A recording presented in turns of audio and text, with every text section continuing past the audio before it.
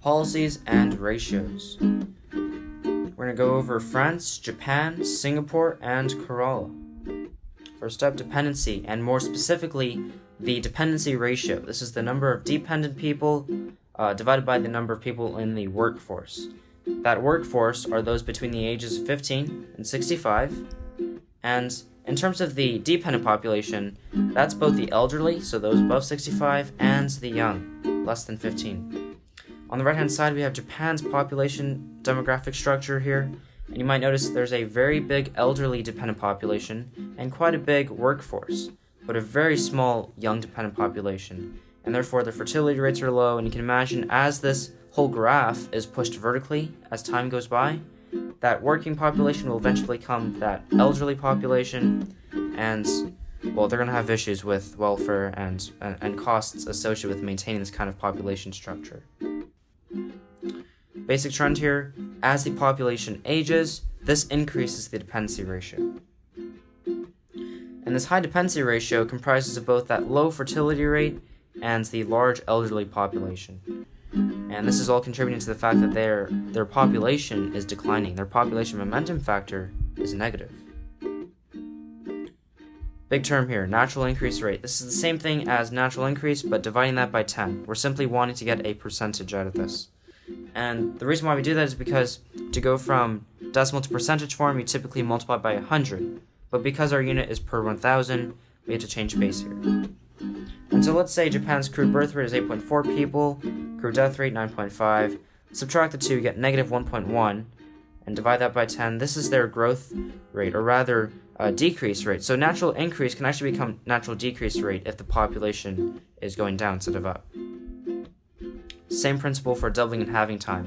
This is the amount of time it takes for the population to either half or double. In the case of Japan, it's halving.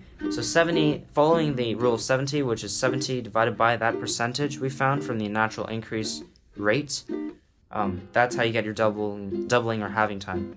So we take that negative 0.11, ignore the percentage, and divide that 70 divided by that, and you get negative 636.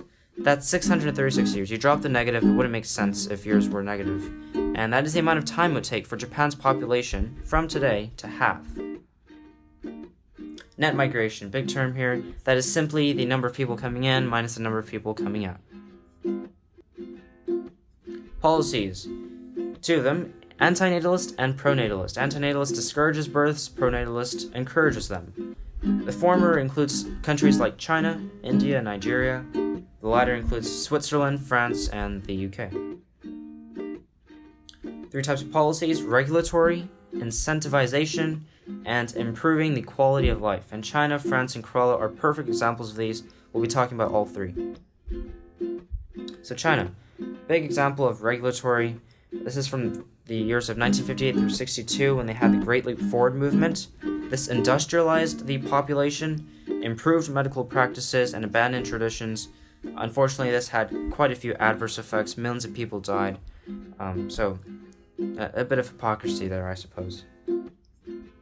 1980, a marriage law is introduced, and this raises that minimum age in order for people to marry, and at the same time they introduced the one-child policy. So one child per couple, otherwise you had fines and punishments. France, an example of incentivization. So they are a pronatalist country ever since the 1930s, and they introduced maternity leave, something that the U.S. still to this day does not have, and that is 16 weeks of full pay for women. And so this encourages them to work, because the fact that they are able to work without fear of losing their jobs means that they have more of an incentive to work and raise children. So kind of a win-win here. More money, more babies.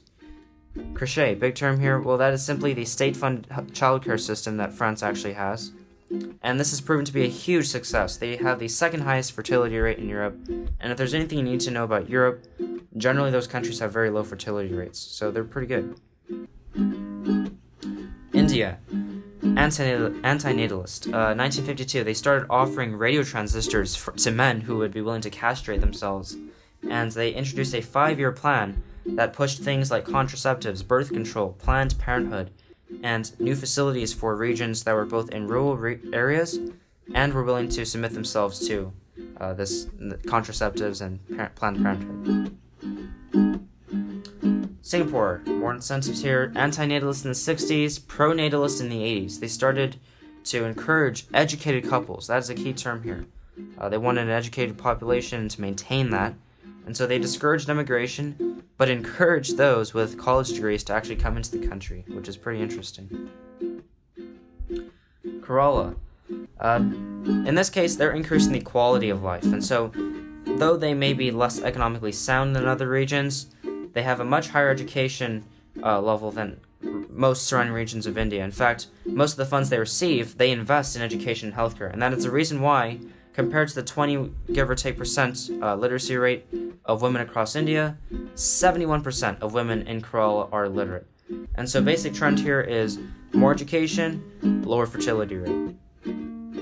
Another term here, diffusion, that is simply the idea that things like birth control and the influence of such ideas being introduced to population spreads to other communities. Factors, push and pull. So push factors include ones that are hard, things like catastrophes, both war or maybe natural catastrophes, and starvation. Soft push factors include persecution and poverty. Pull factors, things that attract people, that includes job opportunities and education opportunities. And finally, we have Shanty Settlements. You might be quite familiar with favelas in Brazil. Perfect example right there. Alright, thank you very much. Make sure to subscribe, but also leave comments so that I know how to improve these videos. Thank you very much.